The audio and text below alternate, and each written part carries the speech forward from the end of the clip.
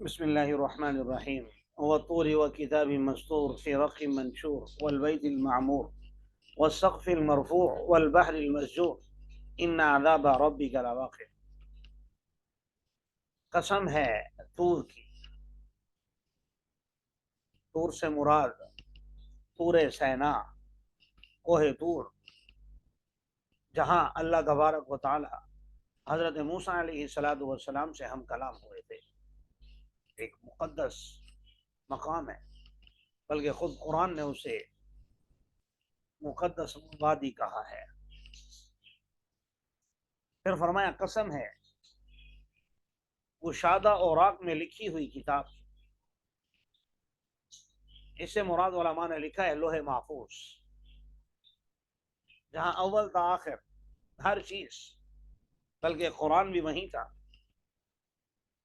سب کچھ لکھا ہوا موجود ہے. والبیت المعمور، اور آباد گھر کی. آباد گھر سے مراد یہاں بیت اللہ کے عین اوپر آسمانوں میں بیت المعمور ہے، جسے فرشتوں کا قبلہ کہا جاتا ہے. غالباً روایات میں کہیں پڑھا تھا کہ روزانہ 70,000 فرشتے طواف کرتے ہیں، اور جو ایک بار کر لے قیامت تک اس کی باری دوبارہ نہیں آتی.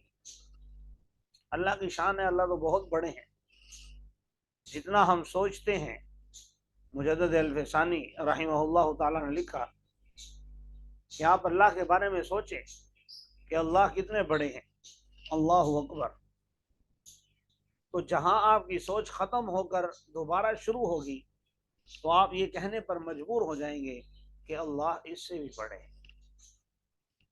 پھر جتنا آپ سوچیں گے کہ بڑے ہیں بڑے ہیں اتنے بڑے ہیں، تو پھر جب آپ کی سوچ دوبارہ آگے کی طرف جائے گی تو آپ کہنے پر مجبور ہو جائیں گے کہ نہیں، اللہ اس سے بھی بڑے ہیں. تو ہماری بے شک. سوچیں بھی اللہ کا احاطہ نہیں کر سکتی. ایک تو ہوتا ہے بے شک. دیکھنا تو دیکھ تو سکتے ہی نہیں، لا تدرک الابصار. تو ہماری سوچیں بھی اللہ کا احاطہ نہیں کر سکتی. تو یہ تو بہت چھوٹی سی بات ہے کہ 70,000 فرشتے طواف کرتے ہیں اور دوبارہ پھر قیامت تک ان کی باری نہیں آتی. یہ بات میں نے اس لیے عرض کر دی کہ بعض لوگ ایسی باتوں کا پھر مذاق بھی اڑانے لگ جاتے ہیں یا کہنے لگ جاتے ہیں یہ تو ضعیف حدیثیں ہیں اور فلاں ہے فلاں ہے. بھئی اگر ضعیف جی جی. حدیث بھی ہے یا کسی چلیں بزرگ کا قول صحیح کہ انہوں نے کہیں دیکھا پڑھا اور روایتوں سے بیان کر دیا، تو اللہ کی شان تو اسے بھی بہت بلند ہے. بہرحال والسقف المرفوع، اس سے مراد آسمان. قسم ہے بلند آسمانوں. والبحر المسجور، اور سلگتے ہوئے دریاؤں. اس کا کیا مطلب ہے؟ تو بعض علماء نے لکھا کہ قیامت کے دن اللہ تبارک و تعالی انہی سمندروں کو آگ میں تبدیل فرما دیں گے. انہی سمندروں کو آگ میں تبدیل کر دیں تبدیل گے، فرما آگ لگا دیں گے، اور یہی جہنم بن جائیں گے. ویسے بھی دنیا میں آپ دیکھتے ہیں، آپ نے پڑھا ہے کہ 3 حصوں پر پانی ہے اور ایک حصے پر آبادی ہے. تو یہ 3 حصوں کا پانی جہنم میں تبدیل ہو جائے گا. تو غالباً اسی کی قسم کھائی کہ قسم ہے سلگتے ہوئے دریاؤں کی. اور بھی بہرحال تفسیریں کی گئی ہیں. تو یہاں 5 قسمیں اٹھا کر اللہ تبارک و تعالیٰ نے فرمایا یقیناً آپ کے رب کا عذاب واقع ہو کر رہے گا. میں شروع میں ایک بات عرض کر رہا تھا تو ڈسکنیکٹ ہو گئی جی. بات. وہ یہ تھی کہ اللہ تبارک و تعالیٰ نے یہ جو 5 قسمیں کھائی ہیں یا اور بھی کئی مقامات پر، تو قسم عام طور پر کھائی جاتی ہے کسی کو یقین دلانے کے لیے. تو اللہ کو تو یقیناً ہمیں یقین دلانے کی ضرورت نہیں ہے. کوئی کرتا ہے تو کرے، نہیں کرتا نہ کرے، اپنا نقصان ہے. جی. پھر اللہ تبارک و تعالیٰ نے یہ قسمیں کیوں کھائیں؟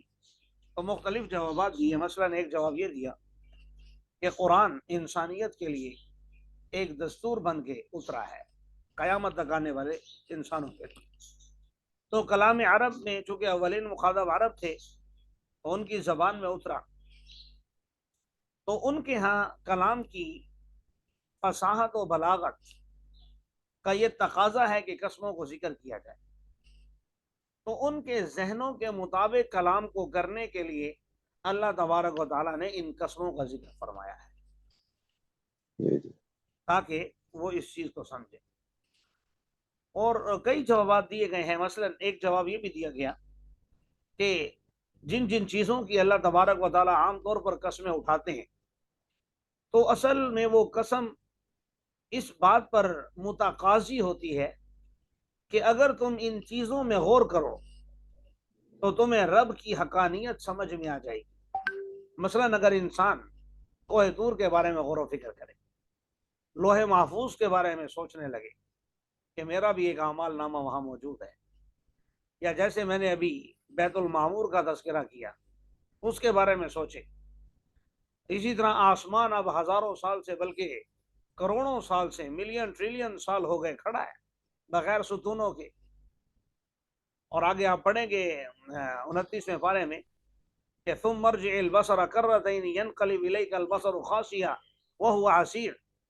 بار بار دیکھو، بار بار دیکھو، تمہیں اس میں کوئی خرابی نظر نہیں آئے گی، تمہیں اس میں کوئی سوراخ نظر نہیں آئے گا، کوئی بٹن نظر نہیں آئے گا، کوئی مسئلہ نظر نہیں آئے گا. تو اچھا اتنا بلند آسمان ہے لیکن وہاں اچھا باقاعدہ ایک عالم ہے وہ پورا، ایسا نہیں ہے کہ صرف نیلا کلر ہے بس. جیسے حضرت جبرائیل علیہ الصلوۃ والسلام حضور صلی اللہ علیہ وسلم کو لے کر وہاں گئے معراج کی رات، تو ہر ساتوں آسمانوں میں ہر دروازے پر چوکیداروں نے پوچھا، جی دروازہ جب کھٹکھٹایا تو کون کون تشریف لائے ہیں؟ تو جبرائیل. اکیلے ہیں یا ساتھ کوئی اور بھی ہے؟ آپ سپورٹی کا انتظام دیکھیے، اکیلے ہیں یا ساتھ کوئی اور بھی ہے؟ فرمایا محمد صلی اللہ علیہ وسلم بھی ساتھ ہیں. اچھا وہ خود تشریف لائے ہیں یا ان کو بلایا گیا ہے؟ تو حضرت جبرائیل علیہ السلام نے فرمایا کہ بلایا گیا ہے. تو پھر دروازہ کھولا گیا. ایسے ہی دوسرے آسمان پر، تیسرے آسمان پر. اور ہمارے جو اعمال ہیں ان کے لیے وہاں باقاعدہ جگہ متعین ہے جہاں سے انسان کے اعمال گزرتے ہیں. پیچھے آپ نے پڑھا ہے فما بکت علیہم السماء کہ جب آل فرعون غرق ہوئے تو ان پر نہ آسمان رویا نہ زمین. تو مفسرین نے لکھا کہ انسان کے جہاں سے اعمال گزرتے ہیں نیک اعمال، جب انسان مرتا ہے تو وہ جگہیں اس کے لیے روتی ہیں کہ اب یہ میرے اوپر زمین روتی ہے، آسمان روتا ہے کہ یہاں بیٹھ کے عبادت کیا کرتا تھا، اب اس کے جانے کے بعد یہاں عبادت نہیں ہوگی. یہاں سے اس کے نیک اعمال گزرتے تھے، اب اس کے جانے کے بعد نہیں گزریں گے. اور جس کے نیک اعمال ہوں بھی نہیں تو ان پر نہ اہل زمین روتی ہے نہ اہل آسمان، نہ آسمان روتا ہے نہ زمین. تو یہ بات بہرحال گہرائی والی باتیں ہیں. تو اللہ تبارک و تعالیٰ نے یہاں پر ان چیزوں کی قسمیں کھا کر، اسی طرح سمندر کی کہ سمندر اور پانی اور آگ الگ الگ چیزیں ہیں لیکن اللہ دونوں کو جمع فرما دے گا. تو بھائی جس چیز کو آج تم ناممکن سمجھ رہے ہو مرنے کے بعد اٹھنے کو، تو یہ کام تو ہو کر رہے گا. ان عذاب ربک لواقع، مانو تب بھی ہوگا، نہ مانو تب بھی ہوگا. ما لہ من دافع، اسے کوئی دور نہیں کر سکتا. اچھا کیسے ہوگا؟ تو آگے اس کا تھوڑا سا نقشہ کھینچا. یوم تمور السماء مورا وتسیر الجبال سیرا، جس دن آسمان پھٹ جائے گا کب کبا کر اور پہاڑ چل پڑیں گے. چلنے کا مطلب روئی کے گالوں کی طرح، آپ نے دوسری جگہ پڑھا ہے وَتَكُونُ الْجِبَالُ كَالْعِهْنِ الْمَنْفُوشِ، روئی کے گالوں کی طرح اڑتے پھریں گے. تو اس دن ہلاکت ہوگی جھٹلانے والوں کے لیے، جو لوگ غور و خوض میں پڑھ کر یعنی فضول باتوں میں پڑھ کر کھیل کود میں لگے ہوئے ہیں. یوم یدعون الی نار جہنم دعا، جس دن یہ جہنم کی آگ کی طرف بلائے جائیں گے اب انہیں بتایا جائے گا یہ ہے وہ آگ جس کو تم جھٹلایا کرتے تھے. اب بتاؤ افسحر ھذا ام انتم لا تبصرون، کیا یہ جادو ہے یا تمہیں اب بھی دکھائی نہیں دے رہا؟ اگر دے رہا یا نہیں دے رہا، اصلوھا، اب تو اس میں داخل ہو جاؤ، اب تو تمہیں اس میں جانا ہوگا. فاصبروا او لا تصبروا، صبر کرو، دنیا میں کرتے تو اجر ملتا، اب کرو یا نہ کرو، سواء علیکم، تم پر برابر ہے، اب تمہیں بدلہ دیا جائے گا ان اعمالوں کا جو تم دنیا میں کیا کرتے تھے. اور یقیناً متقی لوگ باغات میں ہوں گے، نعمتوں میں ہوں گے، اور ان کے لیے میوجات ہوں گے وہ سب جو ان کو ان کا رب عطا کرے گا، اور ان کا رب انہیں جہنم کی آگ سے بھی، عذاب سے بھی بچا لے گا. کھاؤ پیو ہنیٰ، مزے اڑاؤ ان اعمال کی وجہ سے جو تم کیا کرتے تھے. मुत्तकीन अला सुरुर मसफूफा, वो तख्तों पर कतार से लगे हुए तख्तों पर बैठे होंगे और उनका हम निकाह करा देंगे बड़ी बड़ी आंखों वाली हूरों से। और वो लोग जो ईमान लाए और उनकी ज़ुर्रियत ने, औलाद ने भी ईमान लाने में इत्तिबा की, हम उनकी ज़ुर्रियत को भी उनके साथ लाहिक कर देंगे और उनके लाहिक का मतलब मिला देंगे, उनको भी जन्नत में भेज देंगे और उनके अमाल में से कुछ भी कम नहीं करेंगे। ऐसा नहीं है कि एक की वजह से दूसरे को जो भेजा तो उसके अमाल में से कुछ कम कर दें, ऐसा नहीं, बल्कि सबको बुलंद दर्जात मिलेंगे। कुल्लु इम्रिइन बिमा कसब रहीन, लेकिन इसका ये मतलब नहीं कि कोई किसी दूसरे के भरोसे बैठ जाए कि वो बख्शा जाएगा तो मैं भी बख्शा जाऊंगा, नहीं, बल्कि हर नफ्स, हर इंसान, हर आदमी अपनी कमाई के बदले में रहन रखा हुआ है। जैसे अमाल करके लाएगा वैसा ही उसके साथ बर्ताव किया जाएगा जी और हम उनकी इमदाद करेंगे और अता फरमाएंगे उनको मेवाजात और गोश उसमें से जो वो चाहेंगे। यतनाज़ऊना फीहा कअसन, और उसमें वो गिलासों पर छीना झपटी करेंगे। ये छीना झपटी इसलिए नहीं होगी कि मशरूबात कम है, नहीं, बल्कि वहाँ तो दूध की, शहद की, शराब की और पानी की नहरें होंगी। तो ये जो गिलासों पर छीना झपटी होगी, ये जो प्यार मोहब्बत में होती है, ये जो एक दूसरे से उल्फत का इजहार करने के लिए और मोहब्बत का इजहार करने के लिए होती है, इसलिए कह रहे हैं कि गिलासों पर छीना झपटी होगी, लेकिन इन मशरूबात में ना कोई पीने से ना कोई लग़्व बात करेगा और ना कोई गुनाहगार होगा। और उन पर उनके खादिम जो बच्चे होंगे चक्कर लगाएंगे, कअन्नहुम लुअलुअम मकनून, वो ऐसे होंगे गोया के छुपे हुए मोती हैं। फिर वो एक दूसरे की तरफ मुतवज्जे होकर सवाल करेंगे और कहेंगे हम इससे पहले अपने घर वालों में डरे हुए थे। ज़ाहिर है जो दुनिया में डरेगा तो आखिरत में बच जाएगा। लोग फिल्में देख कर दिलागबाजी करते हैं, जो डर गया वो मर गया। तो मैं ये समझता हूँ कि जो डर गया वो बच गया, जो आज जी डरेगा तो कल बच जाएगा।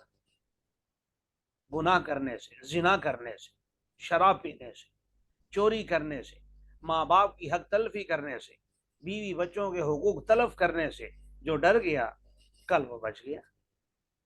फमन अल्लाहु अलैना, तो ये लोग कहेंगे अल्लाह ने हम पर एहसान किया और अल्लाह ने हमें समूम के आज़ाब से बचा लिया। समूम कहते हैं लो को, गर्म हवा, लेकिन मुराद यहाँ जहन्नम की आग की है।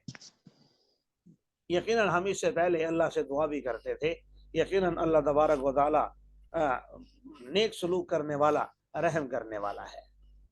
तो इससे हमें एक इशारा मिल गया कि नदउहु, अल्लाह से हमें दुआ भी मांगनी चाहिए अपने बारे में। जी जी आप नसीहत कीजिए, आगे हुजूर सल्लम को कुछ तसलियाँ भी दी जा रही हैं और खिताबात भी किए जा रहे हैं। आप नसीहत कीजिए, आप अपने रब के फजल से काहिन भी नहीं हैं। ये लोग आपको काहिन कहते हैं, तो अल्लाह के फजल से आप काहिन नहीं हैं।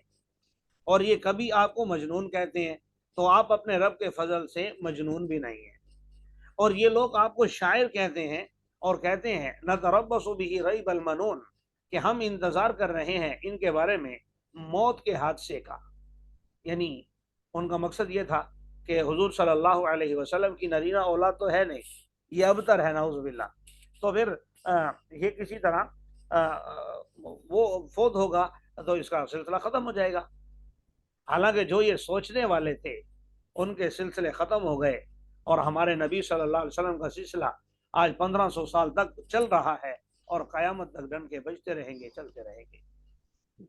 एक शायर ने, अरबी शायर था, उसने रसूलुल्लाह सल्लल्लाहु अलैहि वसल्लम की शान में एक किताब लिखी, तकरीबन उसमें 60,000 अशआर लिखे। आखिरी शेर का तर्जमा ये है, जो उसमें आखिरी शेर लिखा कि थकी है फिक्र रसा मदा बाकी है, कलम है आबलापा मदा बाकी है, वर्क तमाम हुआ मदा बाकी है, उम्र तमाम हुई मदा बाकी है।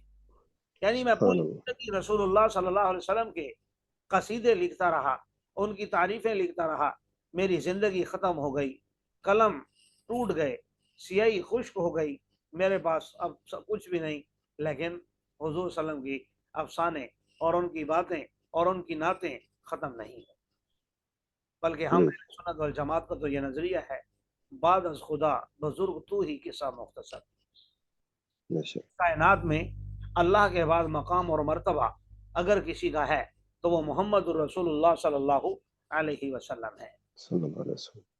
تو بہرحال یہ لوگ جو کہتے تھے کہ یہ ان کا انتقال ہوگا تو سلسلہ ختم ہو جائے گا، تو آپ صلی اللہ علیہ وسلم کو تسلی دی گئی مختلف الفاظ میں۔ کہیں کہا گیا انکا میتون وانہم میتون، اگر آپ مرنے والے ہیں تو یہ کون سا ہمیشہ جینے والے ہیں، یہ کون سا ہمیشہ جینے والے ہیں۔ اور کہیں یہ کہہ کر تسلی دی کہ ہم نے تو کبھی کسی مرد کو ہمیشہ رہنے والا بنایا ہی نہیں، اگر آپ کا انتقال ہوگا تو انتقال تو ان کا بھی ہوگا۔ اور یہاں یہ کہا قل تربصوا فإني معكم من المتربصين، آپ کہہ دیجئے تم میری موت کا انتظار کر رہے ہو تو کرو، میں بھی تمہارے ساتھ انتظار کرنے والوں میں سے ہوں، تم میرا انتظار کرو میں تمہارا انتظار کر رہا ہوں۔ لیکن اللہ تعالیٰ نے آگے ان کو جھنجھوڑا ہے، ام تأمرهم احلامهم بهذا، کیا حقیقت سننے کے بعد، صحیح باتیں سننے کے بعد، سمجھنے کے بجائے ان کی عقلیں ان کو اسی بات کا حکم دیتی ہیں؟ یعنی ان کے پاس اپنی عقل نہیں ہے کہ یہ سوچیں کہ ایک شخص جس نے 40 سال ہمارے درمیان گزارے کبھی کسی انسان پر جھوٹ نہیں باندھا تو یک دم وہ رب پر کیسے جھوٹ باندھ سکتا ہے؟ کیونکہ انسان گناہوں کی طرف اسٹیپ بائی اسٹیپ جاتا ہے ایسا ایسا۔ تو ایک آدمی نے کبھی کسی انسان سے خیانت نہیں کی، وہ یک دم اللہ سے خیانت کرنے لگا؟ ایسا تو ہو ہی نہیں سکتا۔ تو یہ تھوڑا اپنے عقل کے گھوڑے بھی دوڑائیں کہ جو کبھی جھوٹ نہیں بولتا آج کیسے بول رہا ہے۔ لیکن اصل بات یہ ہے ام ہم قوم طاغون، یا تو پھر یہ لوگ ہیں ہی سرکش قسم کے، یہ ہدایت حاصل کرنا ہی نہیں چاہتے، یہ راہ راست پر آنا چاہتے ہی نہیں ہیں۔ ام یقولون تقولہ بل لا یؤمنون، کیا یہ لوگ کہتے ہیں کہ اسے محمد صلی اللہ علیہ وسلم نے خود ہی گھڑ لیا ہے؟ اصل بات یہ ہے کہ یہ لوگ ایمان نہیں لانا چاہتے۔ اگر آپ نے اس کو خود بنا لیا ہے تو چاہیے کہ یہ لوگ لے کر آ جائیں اس کی مثل کوئی ایک بات، یہ حدیث مثلی، پہلے کہا تھا صورت لے آؤ، پھر کہا کہ آیت لے آؤ، نہ یہ صورت لا سکے نہ آیت لا سکے، اب کہا ایک بات بنا کر لے آؤ، ان کانوا صادقین، اگر سچے ہیں، لیکن نہیں لا سکتے۔ آگے ان کی بے بسی کے لیے جتنی بھی چیزیں ہو سکتی تھیں اللہ تعالیٰ نے ان کو بیان فرمایا، ان کو ان کی اوقات دکھانے کے لیے، کفار کو، مشرکوں کو، قیامت دکھانے والے، فرمایا ام خلقوا من غیر شیء، کیا یہ لوگ بغیر کسی چیز کے پیدا کر دیے گئے ہیں؟ ظاہر ہے بغیر کسی چیز کے تو نہیں، ان کو کسی چیز سے پیدا کیا گیا ہوگا، تو وہ چیز کس نے بنائی ہے؟ تو ذہن میں آئے گا اللہ نے۔ اچھا، ام ہم الخالقون، یا پھر یہ خود ہی خالق ہیں؟ ظاہر ہے اس کا جواب بھی نفی میں ہے، ہم تو اپنے خالق نہیں ہیں، ہم تو اپنے آپ کو پیدا نہیں کر سکتے۔ اچھا، ام خلق السماوات والارض، یا انہوں نے آسمان اور زمین کو پیدا کیا ہے؟ ظاہر ہے پھر وہ لوگ جانتے ہیں کہ انہوں نے کسی چیز کو نہیں بنایا۔ بل لا یوقنون، بلکہ اصل بات یہ ہے کہ یہ لوگ یقین نہیں رکھتے۔ اچھا، انہوں نے آسمان اور زمین کو نہیں بنایا، کچھ بھی نہیں، شاید ان کے پاس ان کے رب کے خزانے ہوں، اس پر یہ اکڑ رہے ہیں؟ نہیں بھائی، ایسا بھی نہیں ہے، خزانے بھی ان کے پاس کیا ہوں گے؟ کچھ بھی نہیں ہے۔ جو خزانے ان کے پاس ہیں پوری دنیا بھی ہو تو اللہ کہہ رہے ہیں میرے نزدیک مچھر کے پر کے برابر بھی نہیں۔ ام ہم المسیطرون، اچھا، یا پھر یہ جہنم کے خود ہی نگران ہیں، جس کو چاہیں گے جہنم میں بھیج دیں گے، جس کو چاہیں گے جنت میں بھیج دیں گے؟ اس کا جواب بھی نفی میں، ایسا بھی نہیں ہے۔ اچھا، ام لہم سلم یستمعون فیہ، یا ان کے پاس کوئی سیڑھی ہے جسے یہ لگا کر اوپر کی باتیں سن سکتے ہیں، اور انہوں نے کوئی بات سنی ہوئی ہے جس کی بیس پر یہ لوگ ایمان نہیں لا رہے، تو چلو ٹھیک ہے پھر فلیأتی مستمعہم بسلطان مبین، اپنی سنی ہوئی جو بات ہے اس سے کوئی واضح دلیل لے کر آ جائیں۔ ظاہر ہے ایسا بھی کچھ ان کے پاس نہیں ہے۔ نہیں۔ درمیان میں ان کے عقیدے پر چوٹ ماری، پھر دوبارہ یہی بات شروع کر دی، فرمایا کیا ان اللہ کے لیے بیٹیاں ہیں اور تمہارے لیے بیٹے ہیں؟ یہاں شرم دلائی اگر بندہ سمجھے تو، بھائی نہ تمہارے پاس خزانے ہیں رب کے، نہ تم نگران ہو، نہ آسمان اور زمین کے مالک ہو، نہ تمہارے پاس کوئی سیڑھیاں ہیں کہ اوپر پہنچ سکو، نہ تم خود اپنے آپ کو پیدا کر سکتے ہو کہ اپنے خالق بن جاؤ، بلکہ تمہارے پاس تو وہ مٹیریل بھی نہیں جس سے تمہاری پیدائش ہو، اوقات تمہاری یہ ہے، اور تم کہتے ہو اللہ کی بیٹیاں اور ہمارے بیٹے ہیں۔ تو بھائی تمہیں بیٹے کس نے دیے؟ اللہ نے۔ اللہ۔ اب دوبارہ پہلی بات کی طرف آ گئے جو پہلی باتیں کر رہے تھے۔ اچھا، اے محمد صلی اللہ علیہ وسلم، کیا آپ ان سے کوئی پیسے مانگتے ہیں؟ آپ ان سے فیس مانگتے ہیں. تسألہم اجرا فہم من مغرم مثقلون، جس کی وجہ سے وہ تاوان کے بوجھ تلے دبے ہوئے ہیں، اس لیے آپ کی بات نہیں مان رہے. تو اس کا جواب بھی نفی میں. آپ صلی اللہ علیہ وسلم نے تو بارہا اظہار فرمایا کہ لا اسألکم علیہ اجرا، میں تم سے کوئی اجرت کا سوال نہیں کرتا، میری اجرت تو اللہ پر ہے. ان اجری الا علی اللہ کا مقام پر ہے. اچھا، یا ان کے پاس کوئی غیب کی خبریں ہیں جسے یہ لکھ رہے ہیں؟ ایسا بھی نہیں ہے. اس کا جواب بھی نفی میں.